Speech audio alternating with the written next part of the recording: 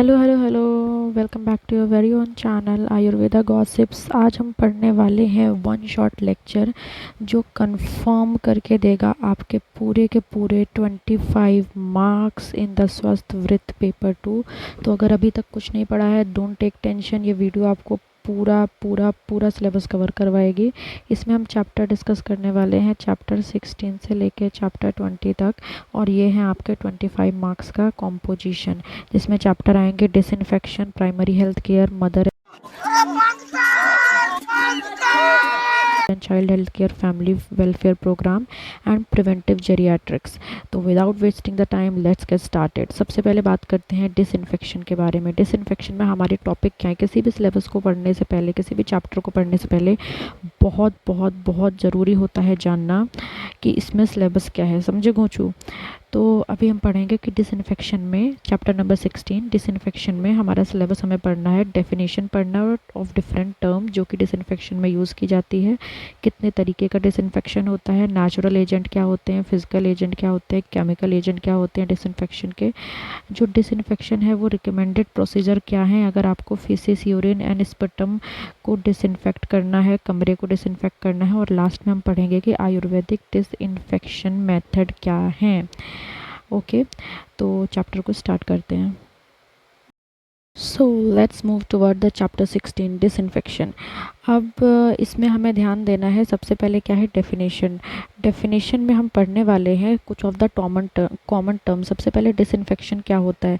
कोई भी पैथोजेंस को एलिमिनेट करना या माइक्रो ऑर्गेनिज्म को एलिमिनेट करना या इनएनिमेट ऑब्जेक्ट्स को एलिमिनेट करना। तो एक ऐसी प्रोसेस जिसमें हम एलिमिनेट करते हैं पैथोजेंस। पैथोजेंस मतलब डिजीज़ कॉजिंग माइक्रो ऑर्गेनिज्म, उनको एलिमिनेट करते हैं, या इनएनिमेट ऑब्जेक्ट्स को इनएनिमेट ऑब्जेक्ट्स को डिसइंफेक्ट करते हैं। तो अभी तुमने कोविड हुआ था, तो कोविड में तुमने देखा होगा कि ये हम लोग आए हैं बाहर से, तो बाहर से हमें खुद को डिसइंफेक्ट करना है, सैनिटाइज़र लगाना है, ये सब। तो ये वाला टर्म हम वहाँ से रेफ़र कर सकते हैं कि हम पैथोजेंस या माइक्रो ऑर्गेनिज्म को रिमूव कर रहे थे। एंटीसेप्टिक क्या होता है? एंटीसेप्टिक होता है एक ऐसा सब्सटेंस जो इनहिबिट करता है growth of micro organism living tissue पे। ठीक है, लिविंग टिश्यू पे क्या नहीं होने देता है? माइक्रो ऑर्गेनिज्म का ग्रोथ नहीं होने देता है। एंटी मतलब अगेंस्ट, एंड सेप्टिक मतलब जो भी तुम्हारा माइक्रो ऑर्गेनिज्म ग्रो कर रहे हैं लिविंग टिश्यू पे। डिसइंफेक्टेंट क्या होता है? डिसइंफेक्टेंट होता है एक ऐसा केमिकल जो कि माइक्रो ऑर्गेनिज्म को मार डाला रे। ठीक है। एंड स्टेरिलेंट क्या होता है? एक ऐसा केमिकल एजेंट जो किल करता है माइक्रो ऑर्गेनिज्म को, इंक्लूडिंग द स्पोर्स और इनएनिमेट ऑब्जेक्ट। डिसइंफेक्टेंट क्या करता है? स्पोर्स को नहीं मारता है, लेकिन जो स्टेरिलेंट होता है वो स्पोर्स को भी मार देता है और इनएनिमेट ऑब्जेक्ट्स को भी मार देता है। सैनिटाइज़र क्या होता है? ये आपने कोविड के टाइम से पढ़ा होगा, बेटा घर पे आए हो सैनिटाइज़र लगाओ, ऐसे ही घुस गए, तो वो वाला सैनिटाइज़र है। सैनिटाइज़र क्या होता है? एक ऐसा केमिकल एजेंट जो रिड्यूस करता है number of micro organism on a surface level. तो आप खाना खाते हो तब भी आप सेवलॉन या डेटॉल का सैनिटाइज़र लगा के बैठते हो, तो उससे हम लोग जान सकते हैं कि एक ऐसा केमिकल एजेंट जो रिड्यूस करता है number of micro organism on a surface. Germicide क्या होता है? जर्मिसाइड मतलब जर्म मतलब कीटाणु, और साइड मतलब नाश करने वाला, मारने वाला, एक ऐसा टर्म जो किल करता है माइक्रो ऑर्गेनिज्म को। जर्मिसाइड जो होता है वो डिसइंफेक्टेंट भी हो सकता है, एंटीसेप्टिक भी हो सकता है और स्टेरिलेंट भी हो सकता है। तो डिसइंफेक्टेंट भी हो सकता है, एंटीसेप्टिक भी हो सकता है, स्टेरिलेंट भी हो सकता है। बैक्टीरिसाइड मतलब बैक्टीरिया को मारने वाला, फंजीसाइड मतलब फंगस को मारने वाला, वायरोसाइड मतलब वायरस को मारने वाला, स्पोरिसाइड मतलब स्पोर को मारने वाला। ठीक है, तो ये वाले जो टर्म है वो एक बार देख लो आप। Now moving ahead to the next topic, types of disinfection. तो हमारे कितने तरीके के डिसइंफेक्शन होते हैं? डिसइंफेक्शन होते हैं बाबूजी 3 तरीके के, that is concurrent, terminal and precurrent. ठीक है। कॉन्करेंट क्या होता है? कॉन्करेंट होता है the application of disinfective measure. जैसे ही तुम्हारा क्या बोलते हैं डिस्चार्ज हुआ infectious material body of infected person से, जैसे ही इन्फेक्टेड पर्सन ने छीका छांकी मचाई, तुमने तुरंत उसका निवारण निकाल दिया। वो एक सेंटेंस बोलते हैं ना, चट मंगनी पट गया। तो जैसे ही छीका छांकी मचाई तुम्हारे इन्फेक्टेड पर्सन ने, वैसे ही तुमने उसको डिसइंफेक्ट कर दिया, तो उसको बोलते हैं कॉन्करेंट। कॉन्करेंट मतलब फटाफट, समझ में आया। तो application of disinfective measure as soon as possible, जैसे ही डिस्चार्ज हुआ disinfective material from the body of the infected person. अब हम बात करते हैं टर्मिनल डिसइंफेक्शन की। टर्मिनल मतलब होता है टर्म क्या होता है, टर्म एंड हो गए हमारे एग्जाम, मतलब ख़त्म हो गए। मैं पहले भी बोल चुकी हूँ कि हमारी साइंस में, हमारे बायोलॉजी में मोस्ट ऑफ द टर्म्स से हम पता लगा सकते हैं कि उसका वो समझाना क्या चाहता है। टर्मिनल मतलब ख़त्म होने वाला। तो क्या ख़त्म होने वाला है, जैसे तुम्हारा पेशेंट भर्ती होता है, तो पेशेंट भर्ती होकर जब रिलीज़ हो गया तो उसके बाद जो जगह है वो हम क्या करते हैं, डिसइंफेक्ट करते हैं। जैसे तुम्हारे घर मेहमान आते हैं तो मेहमान के जाने के बाद तुम वो जगह साफ़ करते हो, तो वो डिसइंफेक्शन हुआ। Just given an example. तो application of disinfective measure after the patient, वो क्योर हो चुका है, rush to a hospital, discontinue कर दिया उसने, हॉस्पिटल से रिलीज़ हो गया और remove from the hospital by that, या तो वो मरमुरा गया है तो वो हॉस्पिटल से रिलीज़ कर दिया गया है। तो कॉन्करेंट मतलब चटमंगनी पटव्या वाला। टर्मिनल मतलब पेशेंट आया चला गया, उसके बाद हमने सफाई की। प्री करंट डिसइंफेक्शन मतलब प्री करंट मतलब पहले से ही डिसइंफेक्ट करके रखा है, नाम से पता चल रहा है। ठीक है, तो प्री करंट में क्या होता है, डिसइंफेक्शन ऑफ वाटर। पानी में अपन क्या डालते हैं, क्लोरीन डालते हैं। मिल्क को क्या करते हैं, पास्चराइज करते हैं और हैंड वॉश करते हैं, जो कि एग्जाम्पल है प्री करंट डिसइंफेक्शन के। तो होप आपको ये समझ आया होगा type of disinfection. Now moving ahead to the next topic, natural agent, chemical agent and physical एंड क्या बोलते हैं, नेचुरल एजेंट, फिजिकल एजेंट और केमिकल एजेंट, जो कि डिसइंफेक्शन करने में मदद करेंगे। अब डिसइंफेक्शन है हमारे टॉपिक का नाम, तो ऑब्वियस सी बात है जलेबी बनाने के प्रोसीजर तो देखे कि नहीं, ये देखेंगे कि नेचुरल एजेंट जो डिसइंफेक्ट करते हैं, फिजिकल एजेंट जो डिसइंफेक्ट करते हैं और केमिकल एजेंट जो डिसइंफेक्ट करते हैं। अब बात आती है नेचुरल एजेंट की। नेचुरल एजेंट मतलब जो हमें नेचर से मिलते हैं, जिसमें हमें अपना अड़ंगा नहीं लगाना पड़ता, अपना खोपड़ा नहीं लगाना पड़ता है, नेचर हमें दे रहा है। तो ये तीन चीज़ें, सनलाइट, हीट और एयर। जो सनलाइट होता है वो मोर इफेक्टिव होता है कीटाणुनाशक में, क्योंकि इसमें यूवी रेज होती हैं और हीट होती है। अब बात करते हैं हीट की। वो आर्टिकल जो ज़्यादा टेम्परेचर विदस्टैंड नहीं कर पाते हैं, मतलब बहुत ही भट्टी पे नहीं लगाते हैं जिनको, तो उनको हम क्या करते हैं, वो लोअर टेम्परेचर पे हीट एक्सपोजर करके देते हैं और उसकी ड्यूरेशन क्या करते हैं, थोड़ी सी बढ़ा देते हैं। मतलब एकदम भट्टी में नहीं डालना उसे, लेकिन थोड़ा सा लोअर टेम्परेचर रखना है और उसका ड्यूरेशन बढ़ा देना है। अब एयर क्या करते थे, किसी भी चीज़ में तुमने देखा होगा कि कपड़े जो गीले होते हैं उनमें नमी होती है, तो उसको क्या हम डालते हैं, एयर में सूखने के लिए डाल देते हैं या पंखा चला के डाल देते हैं। सनलाइट में भी डालते हैं। बाय द चांस अगर सनलाइट ना हो तो क्या करोगे, हम लोग कूलर के सामने डाल देते हैं, तो वो क्या करता है, वो मॉइस्चर को एवापोरेट कर देता है। तो वो यही बोल रहा है कि जो एयर होती है वो एक्सपोजर टू ओपन एयर क्या करता है, ड्राई करती है और एवापोरेशन ऑफ मॉइस्चर करती है। मॉइस्चर जो है वो बहुत जल्दी, मतलब जो नमी वाली कंडीशन होती है ना, उसमें बैक्टीरिया बहुत जल्दी ग्रो करते हैं। तो जब हम लोग नमी वाली कंडीशन ही रिमूव कर देंगे तो बैक्टीरिया क्या हो जाएगा, बराबर सफ़ा चट, बराबर झींगा लाला, बैक्टीरिया हो गया खत्म। ठीक है, अब बात करते हैं फिजिकल एजेंट्स की। फिजिकल एजेंट्स में क्या आएगा तुम्हारा, burning, hot air, boiling and autoclaving. तो बर्निंग क्या होता है, इनएक्सपेंसिव आर्टिकल जैसे कि कंटामिनेटेड ड्रेस हुआ, कपड़े हुए, स्वैप्स हुए, उनको हम लोग डिस्पोज कर देते हैं बर्निंग से। ये तुम्हारे हॉस्पिटल वगैरह में मेथड बहुत यूज़ होता है। हॉट एयर में क्या करते हैं, बहुत यूज़फुल होता है स्टरलाइज करना आर्टिकल, जो कि ग्लासवेयर है, सिरिंज है, स्वैप्स हैं, ड्रेसिंग है, ऑयल है, वैसलीन और शार्प इंस्ट्रूमेंट है, उसको हॉट एयर के द्वारा उनमें डिसइंफेक्ट किया जाता है। बॉइलिंग क्या है, बॉइलिंग तुमने देखा होगा कि पहले ज़माने में अगर हम मूवीज़ देखें तो किसी की प्रेगनेंसी होती थी तो वो चाकू बोल रही हूँ, वो जो तुम्हारी जो भी इंस्ट्रूमेंट यूज़ होने होते थे उसको गर्म पानी में बॉईल करते थे। ठीक है, तो बॉईल करना एक इफ़ेक्टिव मेथड ऑफ डिसइंफेक्शन है। बॉईल किया जाता है 5 से 10 मिनट, बैक्टीरिया किल हो जाते हैं लेकिन वायरस इससे किल नहीं होते हैं। समझ में आया। ऑटोक्लेविंग क्या होती है, स्टरलाइजर जो कि ऑपरेट कर सकते हैं हाई टेम्परेचर पे और हाई प्रेशर में, उनको बोलते हैं ऑटोक्लेव्स। सबसे पहले तो आपको डेफिनेशन बताती हैं कि ऑटोक्लेव होवे के है। तो ऐसे स्टरलाइजर जो हाई टेम्परेचर, कितना भी टेम्परेचर पेल दो और हाई प्रेशर में विद स्टैंड कर पाए, उनको बोलते हैं ऑटोक्लेव। वो डिस्ट्रॉय करते हैं सारे फॉर्म ऑफ लाइफ और स्पोर्स को भी मार देते हैं। तो ऑटोक्लेव जो है वो आपने नया शब्द सुना होगा, तो इसको एक बार रिवाइज करो कि ये स्पोर्स को भी सफाचट झिंगा लाला कर देते हैं। फिर आता है तुम्हारा पांचवा रेडिएशन। ये हम किसके मेथड में पढ़ रहे हैं? ये हम पढ़ रहे हैं फिजिकल एजेंट्स में।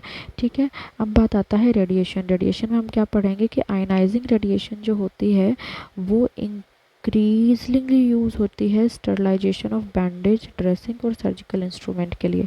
मतलब जो आयनाइजिंग रेडिएशन होती है उसको हम कहाँ कीटाणु मारने के लिए यूज़ करते हैं? बैंडेज, ड्रेसिंग और सर्जिकल इंस्ट्रूमेंट में। अब बात करते हैं केमिकल एजेंट्स। केमिकल एजेंट्स मतलब कुछ कुछ हम लोग केमिकल डालेंगे जिससे कि हमारा डिसइंफेक्शन होगा, तो ये ज़रूरी है। ये may be used for disinfection of faeces, urine और कंटामिनेटेड मटेरियल। पहला आता है तुम्हारा phenol and related compound. Phenol and related compound में क्या होगा? फिनॉल और उसके जो सखी सहचर मित्र हैं वो सब आ जाएंगे। ठीक है, तो phenol, crude phenol, cresol, cresol emulsion, chlorhexidine and hexachlorophenol और डिटॉल। सेकंड आएगा तुम्हारा क्वाटरनरी अमोनिया कंपाउंड जैसे कि सेवलॉन जो हम यूज़ करते हैं, और सेट्रीमेड। अब आएगा हेलोजन रिलेटेड कंपाउंड। जैसे हेलोजन रिलेटेड में जैसे तुमने पढ़ा होगा ना, अब नीट देख के आए हो बाबू, तो नीट में आपने पढ़ा होगा हेलोजन वाला, फादर कलेक्टर बेटा इंस्पेक्टर। तो क्लोरीन किस में आएगा? क्लोरीन आएगा आपका हेलोजन में। ब्लीचिंग पाउडर, सोडियम हाइपोक्लोराइट, इसमें भी क्लोरीन आ गया है। हैलाजोन और आयोडीन, आयोडोफोर। ठीक है, चौथा आएगा अल्कोहल, दारू। पांचवा आएगा फॉर्मेल्डिहाइड एंड छठा आएगा मिसलेनियस यानी लाइम एंड इथाइलिन ऑक्साइड। ठीक है, तो हमने कितने पढ़ लिया हमारे कंपोनेंट? सबसे पहला नेचुरल कंपोनेंट, नेचर वाला हो गया। फिजिकल एजेंट्स, फिजिकल वाला हो गया। और केमिकल एजेंट्स यानी केमिकल वाला भी हो गया। अब बात करते हैं disinfection procedure for faeces and urine, sputum and room. मतलब जो भी हमारा एक्सक्रीटा है उसके लिए क्या डिसइंफेक्शन प्रोसेस यूज़ करेंगे? सुसु किया है उसके लिए क्या करेंगे? स्पटम मतलब जो बलगम में ऐसे हाँ हाँ करके खांस खूंस के वो रख देते हैं ना, तो उसके लिए क्या यूज़ करेंगे? और जो कमरा है उसके लिए क्या डिसइंफेक्शन प्रोसेस यूज़ करेंगे? तो disinfection of faeces, urine and excreta में हम क्या करते हैं? जो एक्सक्रीटा है वो इम्पर्वियस वेसल में हमें डालना चाहिए। इम्पर्वियस मतलब जिस पे किसी चीज़ का कोई असर ना हो, या ऐसा बर्तन जिससे कि चीज़ें लीक ना होता हो। ठीक है, और डिसइंफेक्ट करेंगे उसमें इक्वल क्वांटिटी ऑफ इनमें से कोई चीज़ डाल के। मतलब सबसे पहले इम्पर्वियस वेसल में हमने एक्सक्रीटा डाला और इनमें से कोई भी फॉलोइंग चीज़ डाली। क्या क्या चीज़ डाल सकते हैं? 8% ब्लीचिंग पाउडर सॉल्यूशन डाल सकते हैं, 10% क्रूड फिनॉल डाल सकते हैं, 5% क्रिसॉल डाल सकते हैं, या 10% फॉर्मेलिन डाल सकते हैं। ठीक है, अगर इनमें से कोई भी डिसइंफेक्टेड मटेरियल नहीं है तो हम लोग क्या करेंगे? मिल्क ऑफ लाइम और मतलब equal amount of milk of lime डालेंगे। मतलब जितना आपने फीसिस लिया है उतना ही मिल्क ऑफ लाइम डालेंगे। और add a bucket of boiling water, या खौलता हुआ पानी डाल देंगे। तो ये वाला आपको पूरा लिखना है अगर आपको पूछा जाए कि फीसिस और यूरिन का हम लोग कैसे डिसइंफेक्शन करते हैं। तो डिसइंफेक्शन ऑफ स्पटम कैसे करते हैं? जो भी ट्यूबरक्लोसिस के पेशेंट होते हैं तो वो खांसते रहते हैं, बलगम निकालते हैं। बुढ़े लोग तुमने देखा होगा कि वो क्या करते हैं? खांसते समय बलगम थूक देते हैं। तो उसको कैसे डिसइंफेक्ट करना है? इट इज़ स्प्रेड और रिसीव्ड इन गेज और paper handkerchief and is destroyed by burning और buried in the earth far away from human habitation. तो उसको हमें क्या करना है? पेपर हैंडकरचीफ या गेज में जो स्पटम है या बलगम है वो लेना है और उसको हमें जला देना है, या हमें क्या करना है? धरती में गाड़ देना है डिफरेंट ह्यूमन हैबिटेशन से दूर। डिसइंफेक्शन ऑफ रूम कैसे करते हैं? जो भी कमरा है जिसमें कि तुम्हारा पेशेंट रहा है, जो ऑपरेशन थिएटर है या आइसोलेशन वार्ड है, हॉस्पिटल में गए होगे तो इन सब से तुमने देखा होगा। तो वो कैसे करते हैं? जो आइसोलेशन वार्ड है उसको डिसइंफेक्ट करना ज़रूरी है। आफ्टर पेशेंट डिस्चार्ज हो गया है या पेशेंट की डेथ हो गई है तो उसमें हम क्या करते हैं? डोर्स और विंडो को ओपन रखते हैं बहुत घंटों तक, ताकि हवा आए उसमें, और हवा के जो बाहर के अंदर की हवा है वो बाहर निकल जाए। और जो रूम है उसे डिसइंफेक्ट करते हैं, पोछा लगाते हैं, स्प्रे मारते हैं और फ्यूमिगेशन करते हैं।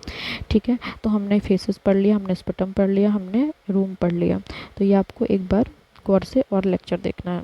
ठीक है, अब आयुर्वेदा डिसइंफेक्शन मेथड क्या है? अगर हमें आयुर्वेदिक तरीके से, अब हम कौन से स्टूडेंट हैं आयुर्वेदा के, तो लास्ट में हमें आयुर्वेदा का परचम तो लहराना ही पड़ेगा। ठीक है, तो आयुर्वेदा का डिसइंफेक्शन मेथड क्या है? सबसे पहले हवा की बात करते हैं। स्टरलाइजेशन ऑफ एयर बाय अग्निहोत्र। जो अग्नि की प्रोसेस है उससे स्टरलाइजेशन करना होता है। सबसे पहले क्या पढ़ रहे हैं, हवा का पढ़ रहे हैं। ठीक है, तो हवा में क्या करना है, हवा हवा में बातें नहीं करनी है, हवा में हमें करना है धूपन यानी फ्यूमिगेशन, यानी आग लगा दो आग लगा दो आग लगा दो with the medicated drugs. Medicated drugs कौन सी यूज़ करेंगे आग लगाते समय, हरिद्रा, अतिविश और हरिदंती। स्टरलाइजेशन ऑफ द हाउस और प्लेसेस को अपन क्या करते हैं, धूपन यानी क्या करते हैं, फ्यूमिगेशन। तुमने देखा होगा वो मूवी में अंग लगा दे रे गाने में वो जो दीपिका पादुकोण है वो क्या कर रही है, धुआं उड़ा रही है। ठीक है, तो वो प्रोसेस होती है धूपन। धूपन में क्या करते हैं, पूरे कमरे में हम लोग धुआं धुआं देते हैं, लेकिन उसमें मेडिकेटेड ड्रग्स मिला देंगे। कौन कौन सी मेडिकेटेड ड्रग्स मिलाएंगे, हरिद्रा, अतिविश और हरिदंती। ठीक है, अब पानी का डिसइंफेक्शन कैसे करते हैं, हंसोदक। हंसोदक क्या होता है, नेचुरल प्योरिफिकेशन ऑफ वाटर होता है, जिसमें कि हम लोग रेज ऑफ सन और मून डालते हैं along with the Agast star. हंसोदक में क्या होता है, सन और मून की किरणें along with the Agast star. और कौन सा सीजन होता है, ऑटम सीजन, पतझड़ का महीना वो वाला सीजन, और शरद ऋतु। ठीक है, तो 4 चीज़ें इंपॉर्टेंट है। रेस किसकी डालते हैं, सन और मून की। ठीक है, अगस्त स्टार और स्टार होता है, और ऑटम ऋतु होती है। हाईली पॉल्यूटेड वाटर है, उसको हम लोग बॉईल करके डिसइंफेक्ट करेंगे। मॉडरेटली पॉल्यूटेड वाटर है, उसमें हम क्या करेंगे, रेड हॉट आयरन वॉल डालेंगे या मिट्टी डालेंगे।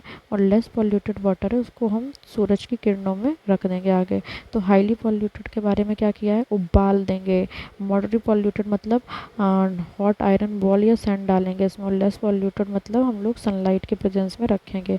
जो ज़मीन है उसका डिसइंफेक्शन कैसे करेंगे, ट्रेडिशनल डिसइंफेक्शन ऑफ लैंड जो होता है वो परफॉर्म किया जाता है। उसको क्लीन करके, बर्न करके, grazing of cow, sprinkling of water और disinfectant, scraping and airing the land. House जो है वो प्योरीफाई किया जाता है वाइपिंग, वॉशिंग और वाइट वॉशिंग से। ठीक है, तो ट्रेडिशनल मेथड में हम लोगों ने ज़मीन को कैसे किया साफ़, क्लीन करके, बर्न करके, भैंसों गाँव को चरा के, स्प्रिंकल किया वाटर जिसमें कि डिसइंफेक्टेंट मिला हुआ था, scraping and airing the land. जो हाउस है वो प्योरीफाई किया जा सकता है वाइपिंग, वॉशिंग और वाइट वॉशिंग की मदद से। ठीक है, अब कमरे का हम लोग कैसे डिसइंफेक्शन करेंगे। जो रूम यूज़ हुआ है एक ऐसी लेडी के लिए जिसने अभी अभी बच्चा दिया है, जो पीडियाट्रिक वार्ड है, मतलब छोटे छोटे बच्चों का जो कि बीमार थे उनका कमरा, एंड इम्पेशेंट वार्ड जो है वो तुम्हारा डायरेक्ट लाइट से, तेज़ आंधी तूफान से और कंटामिनेटेड एयर, डस्ट, स्मोक वगैरह से दूर होना चाहिए, और उसमें प्रॉपर वेंटिलेशन होना चाहिए। तो ऑब्वियस सी बात है कि जो भी कमरा है तुम्हारा जिसमें कि प्रेग्नेंट औरत है या बच्चा है या जो भी कोई भी पेशेंट है, तो वो क्या होना चाहिए, लाइट, फियर्स विंड और कंटामिनेटेड एयर से, डस्ट से, स्मोक से दूर होना चाहिए। सूतकाग्रह, सूतकाग्रह होता है मतलब एक ऐसी औरत जो प्रेग्नेंट है उसके कमरे के बारे में, या जो डिलीवरी कर रही है उसके कमरे के बारे में। उसमें क्या होना चाहिए, प्लांट ऑफ नीम, तुलसी और वन तुलसी प्रेजेंट होना चाहिए around the house for prevention and protection from the disease. तो ये जो प्लांट होते हैं वो डिजीज़ से प्रोटेक्ट करते हैं। कौन कौन, नीम, तुलसी और वन तुलसी। और against the unwanted harmful animals और इंसेक्ट। कुमार ग्रह, कुमार ग्रह क्या होता है, जिसमें कि जो बच्चा है वो एडमिट है, छोटे छोटे बच्चे होते हैं ना, तो उनको कुमार बोलते हैं। तो प्रोटेक्ट होना चाहिए from various compound formulation, protect with various compound formulations, comprise the natural biocides and fumigants. Fumigation of the garment होना चाहिए। बेडशीट और फर्निशिंग को अच्छी तरह साफ़ किया होना चाहिए। तो सूतकाग्रह और कुमार ग्रह का हम लोगों ने पढ़ लिया कि उसमें क्या है, हम लोगों ने नीम, तुलसी और वन तुलसी यूज़ होना चाहिए, और इसमें क्या है कि फ्यूमिगेशन होना चाहिए गारमेंट का, बेड और फर्निशिंग का। तो ये वाला चैप्टर हमारा यहीं समाप्त होता है। अब बात करते हैं नेक्स्ट चैप्टर के बारे में। नेक्स्ट चैप्टर में हमें ये देखना है कि उसका सिलेबस क्या है, उसमें पढ़ना क्या क्या है। ठीक है, तो आओ देखते हैं।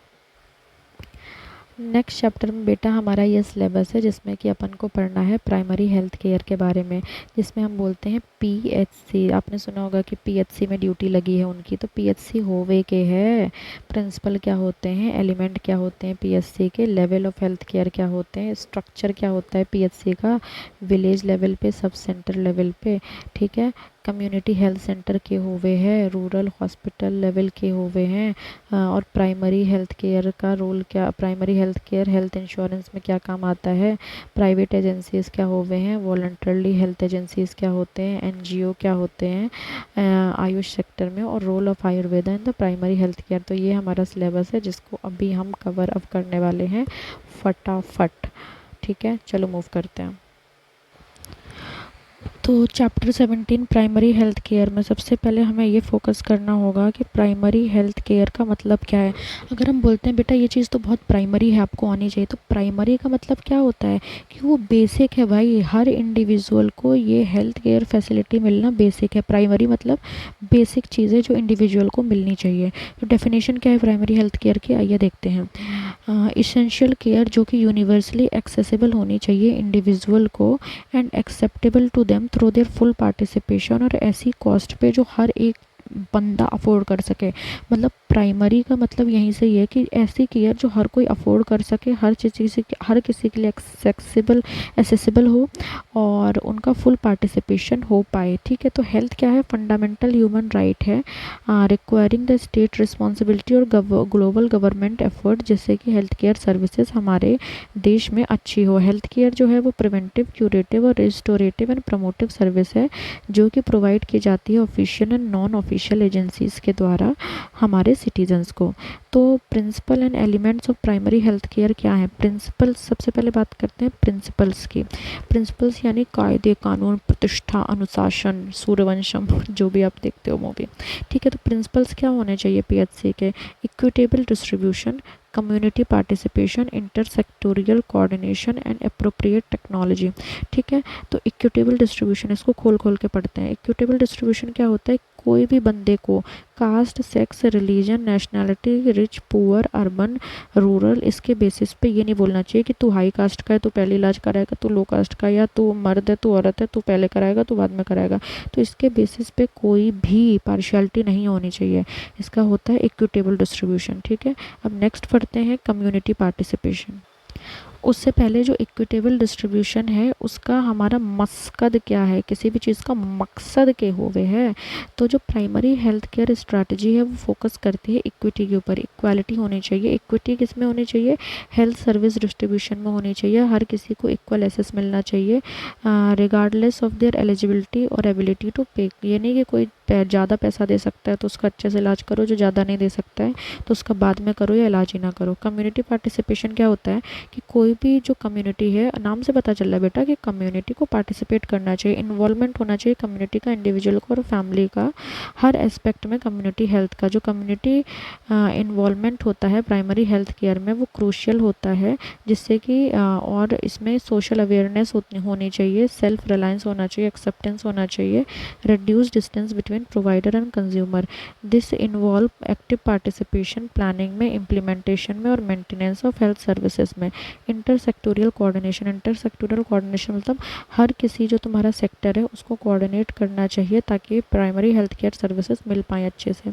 इन addition to health sector, all the sector जो कि हेल्थ से रिलेटेड हैं वो डेवलप होने चाहिए, जैसे agriculture, fisheries, animal husbandry, food industry, education, transport, housing, public work, voluntary agencies and communication. ठीक है, अब हम बात करते हैं अप्रोप्रिएट टेक्नोलॉजी की। जो हेल्थ केयर टेक्नोलॉजी है वो अप्रोप्रिएट होनी चाहिए, सिंपल होनी चाहिए और साइंटिफिकली साउंड होनी चाहिए, अडेप्टेबल होनी चाहिए, कल्चरली एक्सेप्टेबल होनी चाहिए, चीपर होनी चाहिए और कन्वीनियंट होनी चाहिए। टेक्नोलॉजी मतलब इन शॉर्ट अगर मैं बोलूँ तो होनी चाहिए। से मतलब क्या है, अफोर्डेबल, एसेसिबल, एक्सेप्टेबल और अवेलेबल। ठीक है, अब एलिमेंट ऑफ पीएचसी क्या है। सबसे पहले हमने प्रिंसिपल्स पढ़ लिए, अब हम पढ़ने वाले हैं एलिमेंट। जो एजुकेशन है जो कि हेल्थ प्रॉब्लम से रिलेटेड और method of preventing and controlling them. Promote करना चाहिए food supply and proper nutrition, adequate supply of safe water और बेसिक सैनिटेशन देना चाहिए। Mother and child health care देनी चाहिए। Immunisation against major infectious disease होना चाहिए। प्रिवेंशन और control of locally endemic disease. फिर appropriate treatment and common disease and injuries. फिर प्रोविजन ऑफ एसेंशियल ड्रग। तो ये क्या है, एलिमेंट्स ऑफ पीएचसी, मतलब एक पीएचसी के ये एलिमेंट्स होते हैं। ठीक है, अब लेवल क्या होते हैं। लेवल सबके निकलेंगे बट निकलेंगे उसके जो खड़ा रहेगा यहाँ पे, क्योंकि फॉरएवर में दो चीजों का बिजनेस है, खड़े रहने का और दूसरा बेटा लेवल सबके निकलेंगे। ठीक है, तो इसका भी लेवल निकालते हैं। लेवल ऑफ हेल्थ केयर क्या है, primary care level, secondary care level and tertiary care level. तो ये लेवल रिप्रेजेंट करते हैं डिफरेंट टाइप ऑफ केयर जो कि अलग अलग होती हैं डिग्रीज ऑफ कॉम्प्लेक्सिटी में। सबसे पहले बात करते हैं primary care level. Primary health care जो है वो इसेंशियल केयर प्रोवाइड करती है इंडिविजुअल, फैमिलीज़ और कम्युनिटीज़ को। ये जो लेवल है वो एड्रेस करता है हेल्थ प्रॉब्लम प्रॉब्लम को इंश्योर करता है इफ़ेक्टिव केयर जो कि लोकल नीड्स और लिमिटेशन पे डिपेंड करते हैं। प्राइमरी हेल्थ केयर जो है वो प्रोवाइड की जाती है प्राइमरी हेल्थ सेंटर और विलेज गाइड्स की मदद से। ठीक है, सेकेंडरी केयर लेवल क्या होती है? प्राइमरी से ज़्यादा कॉम्प्लेक्स होगी सेकेंडरी, सेकेंडरी से कॉम्प्लेक्स होगी टर्शरी। जब आपका गाँव में इलाज नहीं हो पाता है तो आप कहाँ जाते हैं? वो रेफ़र कर देता है कि बेटा हम आपका इलाज नहीं कर सकते, आप जाओ, आप शहर के अस्पताल में जाओ, शहर में नहीं हो पाता है तो आप बड़े शहर में जाओ। तो ये उस वाले लेवल की बात कर रहा है। सेकेंडरी हेल्थ केयर किस पे फोकस करता है? कॉम्प्लेक्स प्रॉब्लम पे। वो टिपिकली डिस्ट्रिक्ट हॉस्पिटल होते हैं और कम्युनिटी हेल्थ सेंटर होते हैं। कम्युनिटी हेल्थ सेंटर बोले तो CHC। ठीक है, तो प्राइमरी केयर लेवल पे PHC हो गया, सेकेंडरी केयर लेवल पे CHC हो गया। अब टर्शरी केयर लेवल की बात करें तो स्पेशलाइज्ड ऑर्गन होते हैं, जैसे आपको बड़े बड़े शहरों में भेज दिया, अपेक्स इंस्टीट्यूशन हो गया, और जो तुम्हारे स्पेशलाइज्ड हॉस्पिटल मतलब यहाँ पे किडनी का इलाज होगा, यहाँ पे पेट रिलेटेड चीज़ें होंगी, तो स्पेशलाइज्ड लेवल पे हेल्थ वर्कर जो हैं उनका प्रॉपर अटेंशन रहता है। तो प्राइमरी केयर लेवल पे PHC आ गया, सेकेंडरी केयर लेवल पे CHC आ गया, और टर्शरी केयर लेवल पे स्पेशलाइज्ड हॉस्पिटल, अपेक्स इंस्टीट्यूशन, ये सब आ गए। ठीक है, तो अब देखते हैं नेक्स्ट। अब देखो, अब हमें स्ट्रक्चर पढ़ना है PHC का। जो PHC का स्ट्रक्चर है वो विलेज लेवल पे, सब सेंटर लेवल पे, PHC लेवल पे, CHC लेवल पे और रूरल हॉस्पिटल लेवल पे। अगर आपको स्ट्रक्चर ऑफ PHC पूछा जाए तो ये आपको 5 पिरामिड बना के आना है, इससे आपको मार्क्स पूरे मिलेंगे। ठीक है, तो जो PHC पिरामिड है वो विलेज से रूरल हॉस्पिटल में दिखाया गया है। तो सबसे पहले village, sub centre, PHC, CHC and rural hospital level. Village level में कौन आएगा? आशा, आंगनवाड़ी और दाई। दाई माँ जो होती है ना, जो बच्चे गांव में पैदा करवाती हैं, और आशा वगैरह जो होती हैं, आंगनवाड़ी जो स्कूलों में रहती हैं, तो उनके बारे में भी हम पढ़ेंगे। क्योंकि विलेज लेवल पे ये जो सिस्टम है वो कम्युनिटी को विलेज हेल्थ गाइड से मिलवाता है। दाई माँ होती हैं जो बर्थ अटेंडेंट होती हैं, और आंगनवाड़ी वर्कर होते हैं। तो विलेज लेवल हेल्थ है वो that bridge the gap between health sector and community.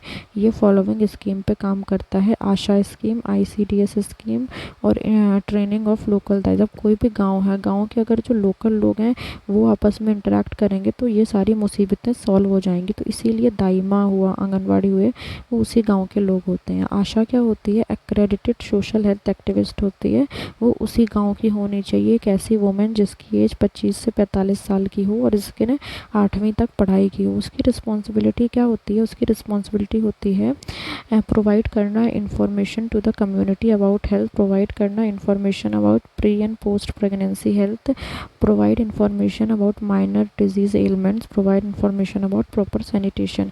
ICDS scheme क्या होती है? Integrated child development services. ये प्रोवाइड की जाती है आंगनवाड़ी वर्कर के द्वारा। ठीक है, उसकी रिस्पॉन्सिबिलिटी क्या होती है? She should undergo training in various aspects of health, nutrition child development for 4 month. ठीक है, उसको क्या, she is expected to provide services जैसे कि checkup, immunisation, supplementary nutrition, health education. Training of local दाई माँ की भी ट्रेनिंग होती है। बेसिक कॉन्सेप्ट जो होते हैं मैटरनल एंड चाइल्ड हेल्थ के वो बताए जाते हैं। स्टरलाइजेशन एंड ऑब्स्टेट्रिक स्किल बताई जाती है। ट्रेनिंग जो है वो PHC, CHC और सब सेंटर लेवल पे होनी चाहिए। ठीक है, तो इससे हमने क्या कवर कर लिया? इससे हमने विलेज लेवल कवर कर लिया, आशा, आंगनवाड़ी और दाई माँ। ICDS था जो समथिंग न्यू था, वो आपने पढ़ा। अब सब सेंटर लेवल मतलब 3000 से 5000 पॉपुलेशन होती है। तो सब सेंटर लेवल पे 1 सब सेंटर फॉर 5000 पे 1 सब सेंटर तुम्हें मिलेगा, and 1 sub centre for 3000 population अगर वो हिली, ट्राइबल या बैकवर्ड एरिया है। मतलब अगर जनरल पॉपुलेशन है तो 5000 पे 1 सब सेंटर होगा, लेकिन हिली, ट्राइबल और बैकवर्ड एरिया है तो 3000 पे 1 सब सेंटर होगा। इसमें क्या होता है? 1 मेल और 1 फीमेल हेल्थ वर्कर होते हैं। जो सर्विस प्रोवाइड है वो maternal health care, child health care, abortion, safe health service, immunisation and family planning service होती है। ठीक है, प्राइमरी हेल्थ केयर क्या होती है? 30,000 पॉपुलेशन है तो एक प्राइमरी हेल्थ केयर मिलेगा रूरल एरियाज़ में, और एक हिली, ट्राइबल या बैकवर्ड एरियाज़ में 20,000 पॉपुलेशन पे एक PHC मिलेगा।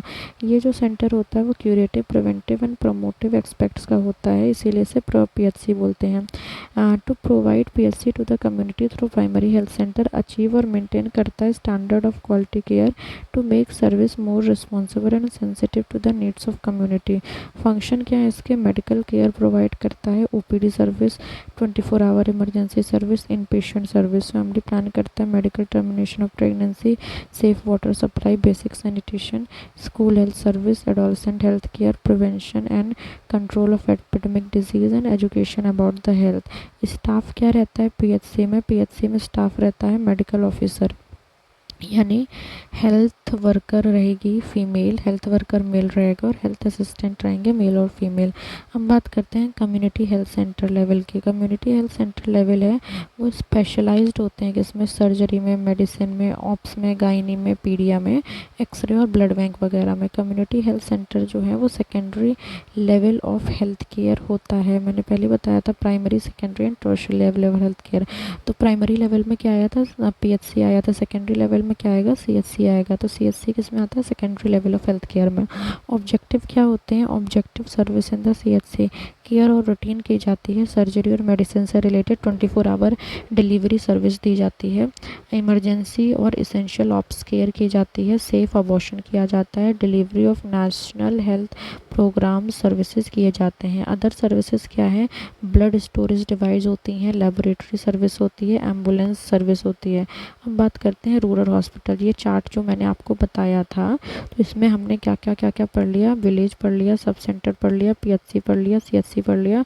अब हम लोग रूरल हॉस्पिटल पढ़ने वाले हैं, ठीक है। तो आइए बात करते हैं रूरल हॉस्पिटल के बारे में। रूरल हॉस्पिटल जो है वो प्रपोज्ड एंड अपग्रेड होता है रूरल डिस्पेंसरी टू पीएचसी में, ठीक है। It is propose to upgrade the rural dispensary को पीएचसी में। पीएचसी जो है वो may be shift to the interior rural areas.